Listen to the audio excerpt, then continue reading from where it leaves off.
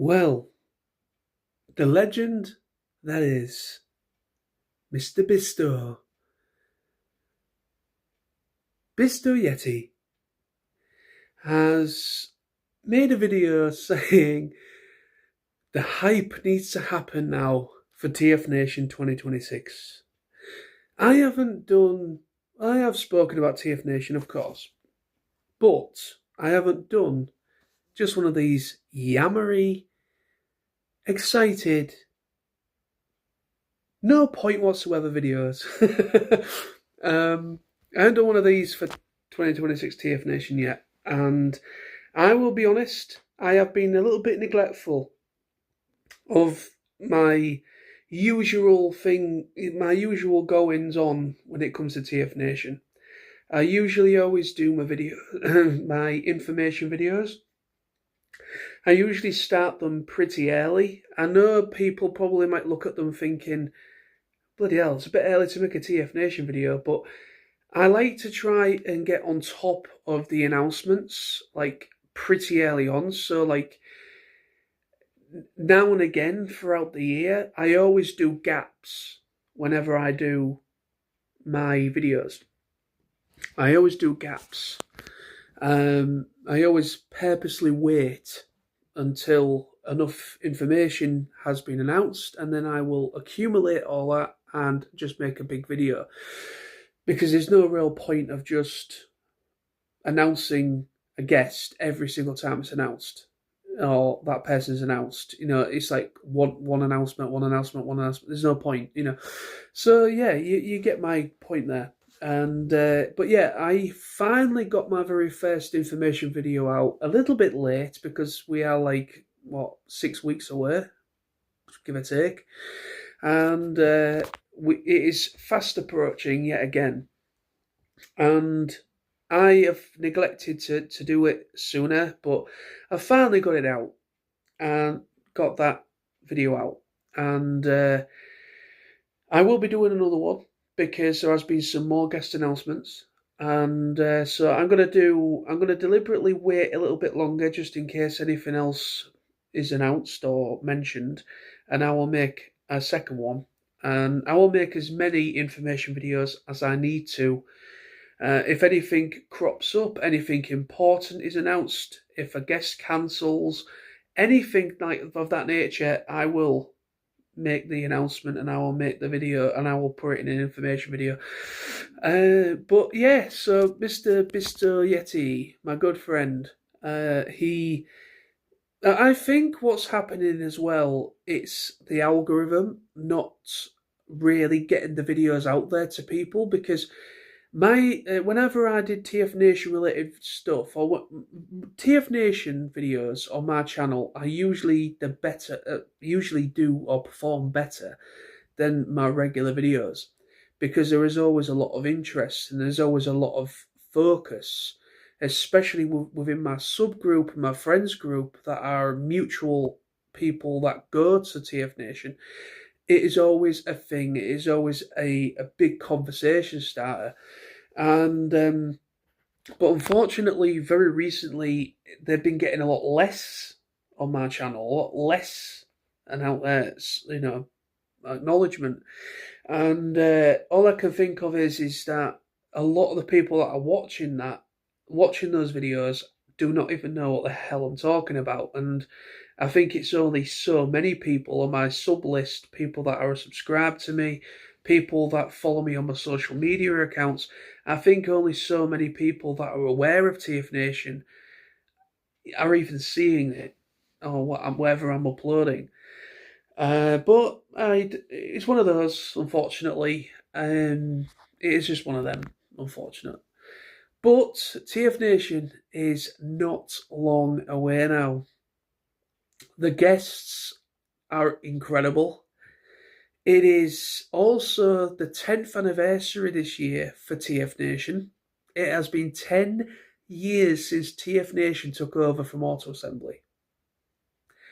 It is so hard to fathom that it has been 10 years since the very first TFNation.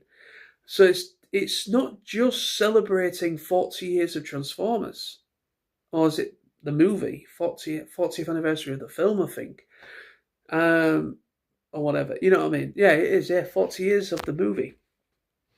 So 40-year anniversary for the Transformers the movie, 1986.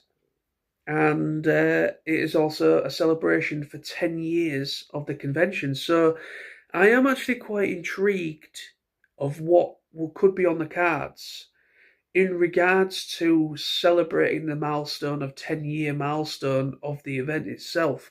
It'd be interesting to see if the team have organised something, maybe a special panel, or maybe something, or maybe there might be a guest relating. Oh, I don't know.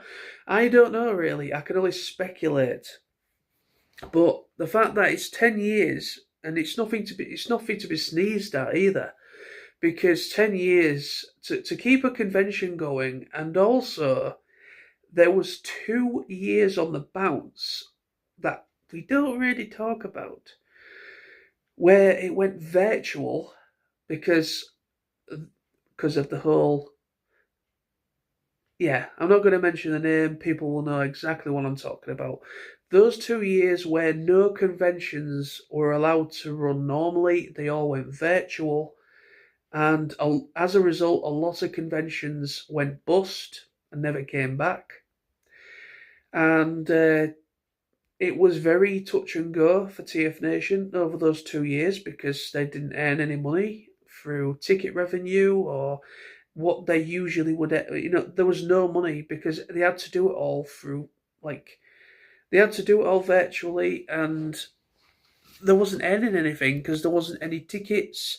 They were basically surviving on merchandise sales, I believe, and like special things. And yeah, it really is incredible that that TFNation has survived those 2 years where we could not go to Birmingham to the to the Hilton Metropole Hotel where it's based. We couldn't do our yearly or annual pilgrimage to buy toys, see our friends. We couldn't do that for 2 years because of what was going on at that time. And it caused a lot of problems behind the scenes. Since then, it has been mentioned. It has been mentioned a couple of times. It's been brought up in the feedback surveys. It's been brought back in the feedback. Ask the team a question panel at the very end on the Sunday. For those people that don't know what the hell I'm talking about, that have maybe know of TFNation but have never been, usually TFNation, they put on a special panel where you get the opportunity to ask questions to the people that run the event, which not many conventions offer that at all. I don't think I'm not aware of any other conventions that do that.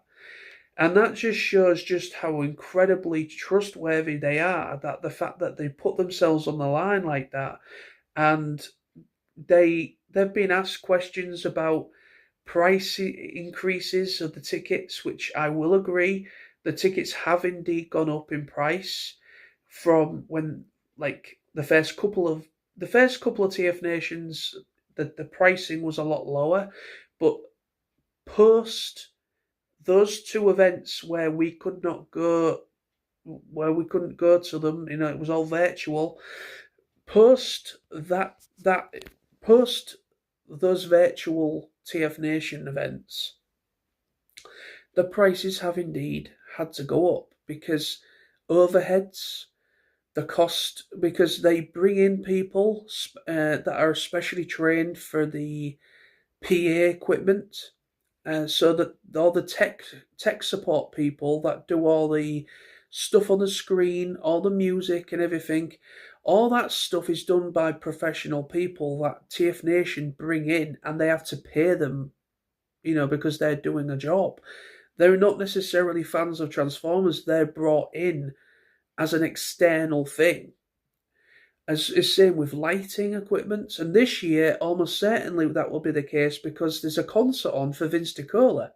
So that is going to be like professional stage sound, stage techs, lighting, microphones, all that shebang that goes into putting on a performance and a concert. There's going to be some expertise needed for that.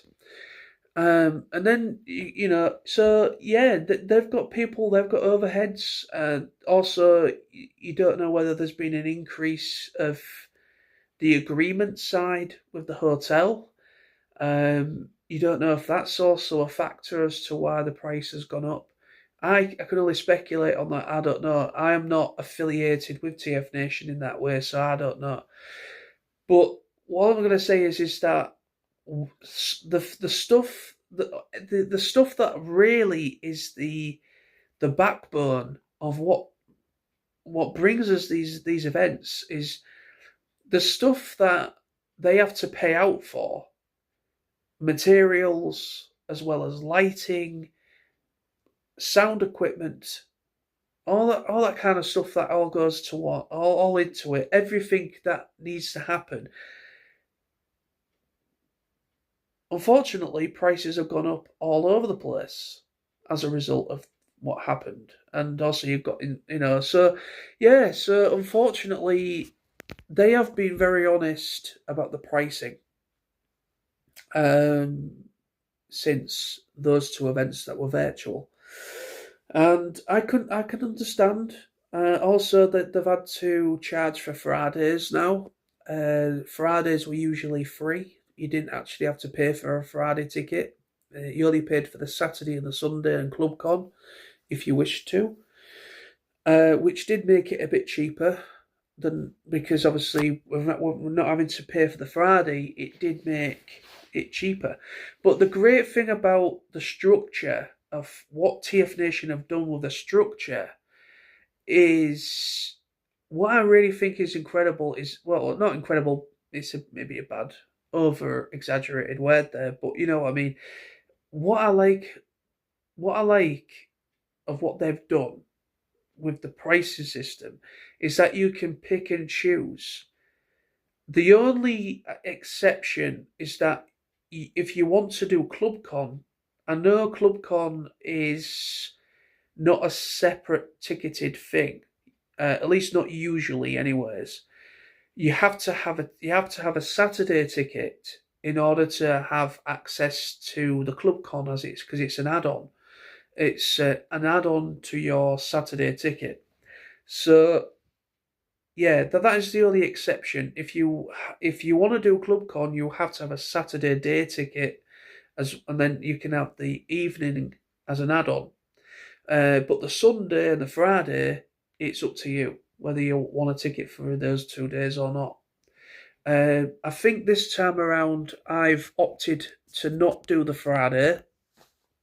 I don't usually bother with the Fridays because Fridays are usually majority of people travel to Birmingham on the Thursday, like myself and Tony and Sam as well.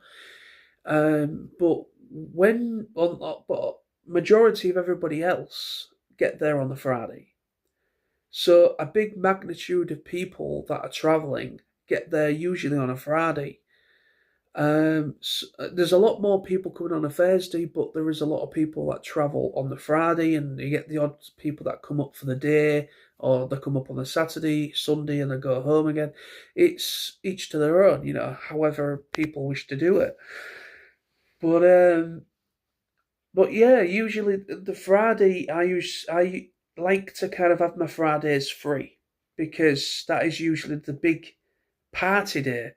Everybody arrives, everybody's done their travelling, from wherever they live. They've got there, got refreshed, having a few drinks, having a good laugh, catching up with everybody, and it's just a really good vibe. The Friday for me is my favourite day before the hustle and bustle of the convention starts on a Saturday and of course the Sunday. So the Friday is kind of like, even though we're there the Thursday, we get there on the Thursday afternoon, but usually. But the Friday is when the party really starts, and that's when everybody's properly kind of starting to accumulate and meet up with people and go for a meal with people, or maybe go to the cinema because there's that complex across the pond there. So the opportunities are endless in regards to what you can do. As for, I mean, if anything is announced, if tickets are still available for the Friday, when they start to announce the scheduling, or because when they start to announce the scheduling of what panels what or what's happening here, what so once we get an idea of scheduling and they start announcing the panels, which is usually within like, yeah, that it's pretty close to the event. It's like maybe a good week or two before the event starts or is set to come around. So it's usually pretty much right. It's literally pretty close to when people's when the events coming round, that they announce the schedule and the different panels that is happening as well. So you know, so if there is something pretty special yet to be announced for the Friday evening, I might consider getting a Friday ticket if it is something that is genuinely very interesting to me personally. If if it isn't, then I will just leave it as it already is because I've opted for the Saturday and the Sunday and the club con, and I've also got my concert ticket because adding the Friday on at the same time, it would have been a bit too much at the time. When I booked my tickets for this year's event, it would have been a little bit too expensive at once. I know you don't have to do it all at once, but I like to get it out the way on the same day. I like to like to get all every. I like to try because basically I wanted to just basically I wanted to right. Okay, the concert is a must. The concert's a must. The Saturday and the Sunday definitely because I want to go to the panels, the main panels, the guest of honor panels, and all that kind of jazz, which is usually the Saturday and the Sunday split out between the 2 days, is when you get your main nitty gritty proper panels with the guests. And that is what I opt for. That is my priority, is Saturday, Sunday, and of course the club con, because I always enjoy the club con, and the concert. That is my priority for this year because that is the highlight for me is Vince DiCola.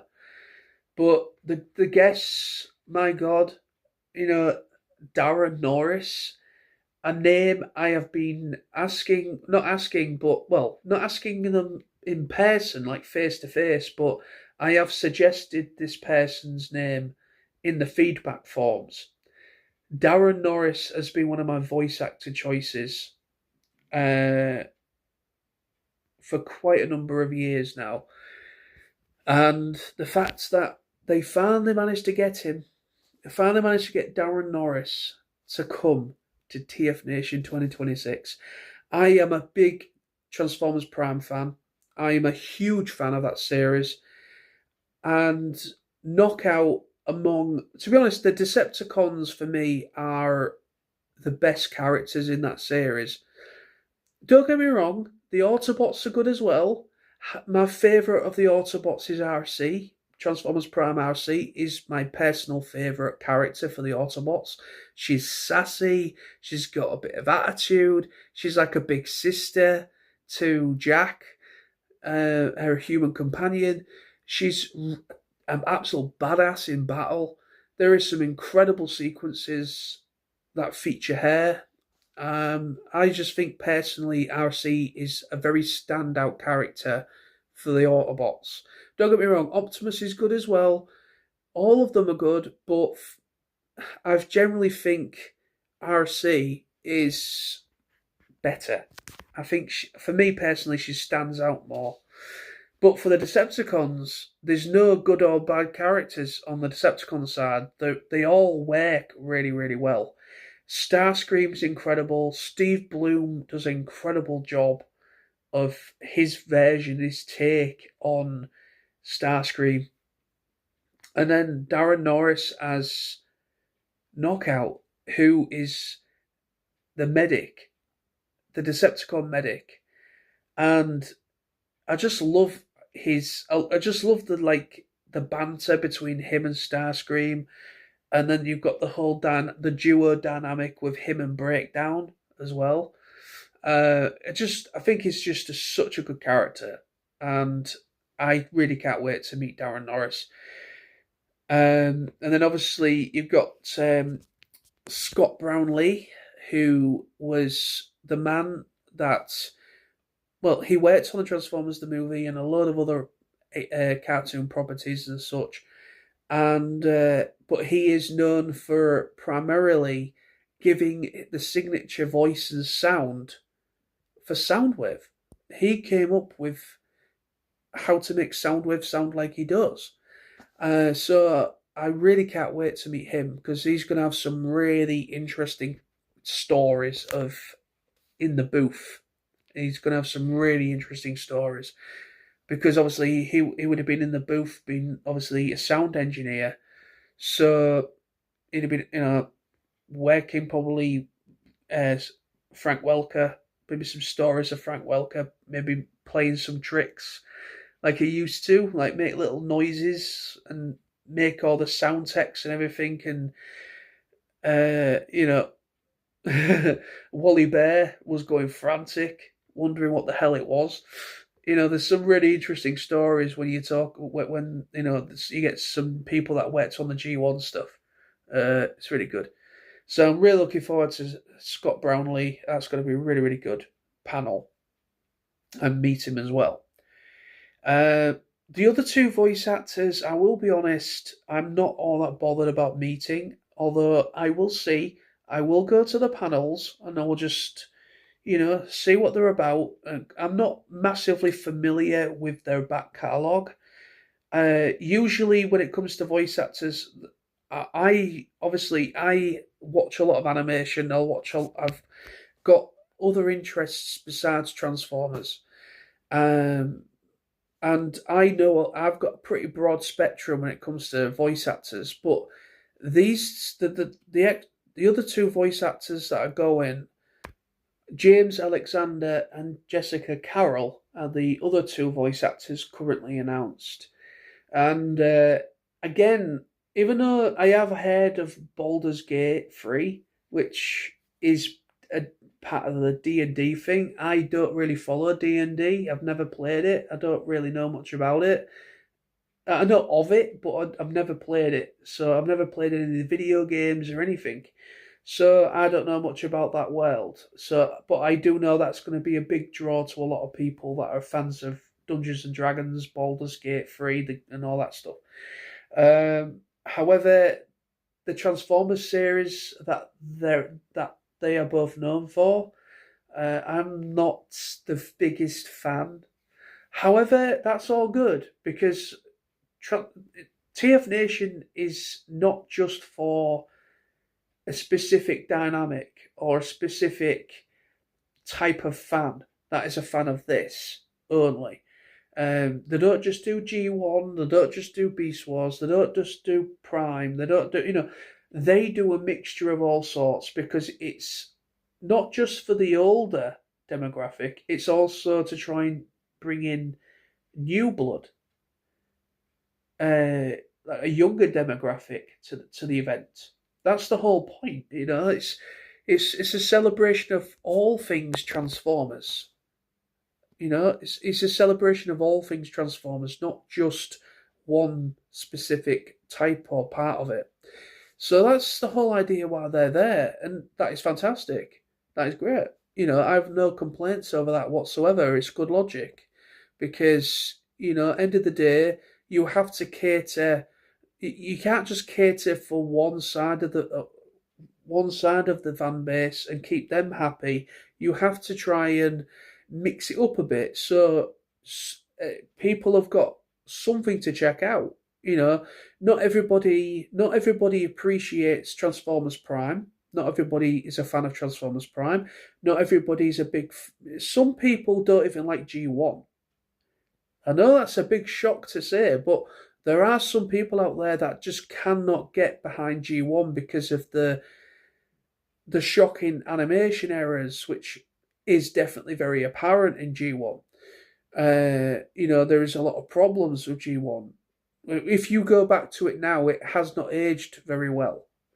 When it comes to the animation, and there's also some of the storylines are a little bit funny. Some are really good storylines, and some aren't. It's kind of like that with G1 Transformers. However, I do like G1, of course, I love G1. But there are some people that don't like G1. There's some people that do not like G2. Which is just G1, just revamped basically for the 90s crowd. And then so the Unicron trilogy, some people don't like that either. So you've got to kind of give everybody, you've got to give people options. So it works. It's a good idea. Vince DiCola, my God, I cannot believe Vince DiCola. I've mentioned Vince DiCola so many times now, but Vince DiCola, I thought they went above and beyond when they managed to get, oh man, oh, he's gone right out of my head. How can I forget about that man, the legend, Stan Bush? Thank you. It's come back to me. When they got Stan Bush,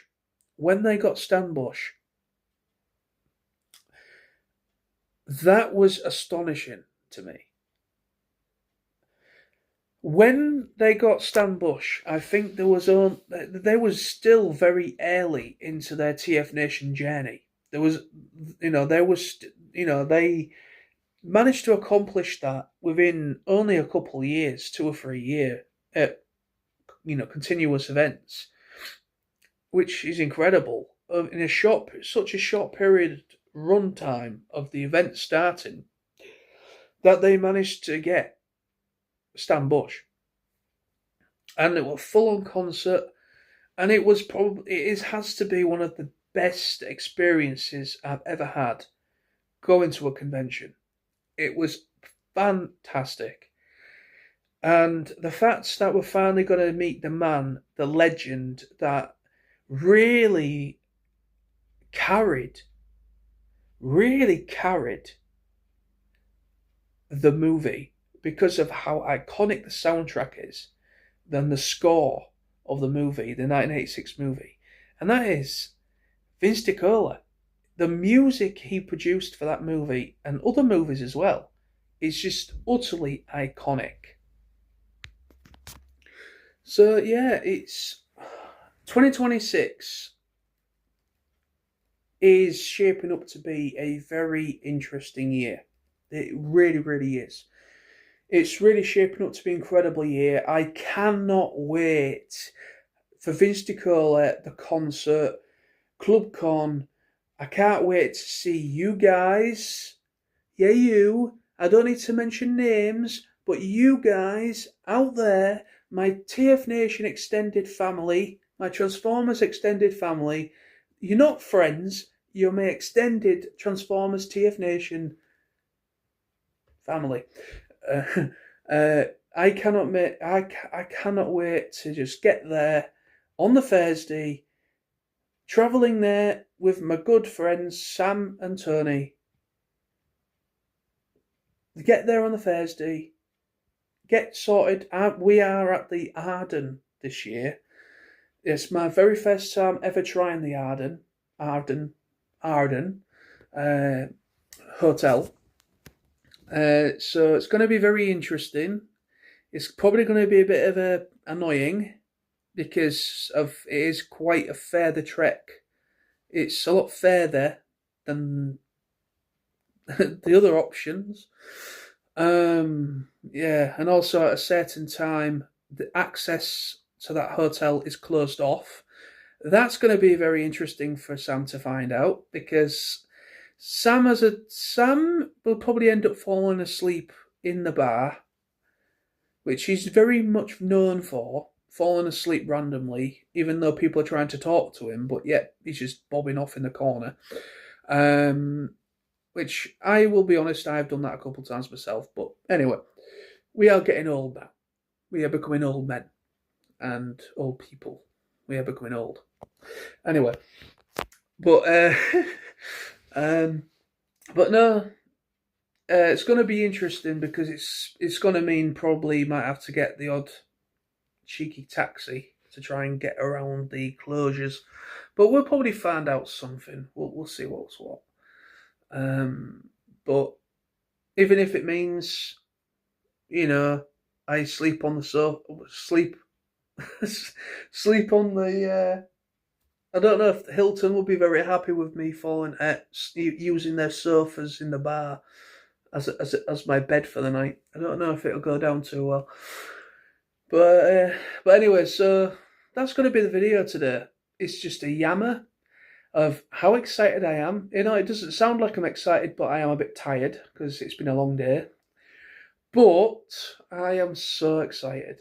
I cannot wait for TFNation 2026 to be there in Birmingham with toys, Transformers, my extended Transformers family, you guys, catching up with people, and of course meeting Darren Norris, Scott Brownlee, Vince DiCola, the concert. Oh my God. Bring it on. Just bring it on. I cannot wait. See you all there. If you haven't bought your tickets yet, well, you've definitely missed out on the concert if you haven't yet bought your tickets, because the concert has now reached full capacity. So you can. I don't know if all of Saturday. I can't remember if all of Saturdays. I think it's, yeah. When I did my information video, they announced it was 70% for the Saturday normal, as in the day ticket. The day ticket was 70% capacity, and the concert was about 90%, 80 to 90% capacity. It was announced a couple of days ago that the concert has now reached full capacity, and I think the Saturday is very, very close. The whole Saturday is like a no-go. So if you are going to TFNation and you haven't booked your tickets yet, you've only really got the option to do Friday and Sunday, unfortunately. And you would have missed out on one of the greatest experiences ever, really, which is unfortunate. But there we go. That's how popular TFNation is becoming. That is how much of a draw of attention this event's that has got, because obviously Vince DiCola. So it is going to be a fascinating year. It's going to be a busy year. There's going to be a lot of new people. There's going to be some returning faces. There's also going to be a lot of first timers that have maybe been to the mini cons, but they've never been to the main one. It'd be interesting to see if any of the people that have done TFN Manchester or TFN Reading. Now there's no Reading anymore, but in the past, any of the smaller events, it would be interesting to see if any of them finally make the plunge and do the main one. It would be interesting. But anyway, so there we are. If you're going to TFNation this year, 2026, I will see you there. I will be in the bar. I will be there, and I will say hello. Feel free to come and say hello to me if you see me and you recognise me. I am very happy to speak and talk to anybody. I cannot wait. Let's do it. Come on. Come on.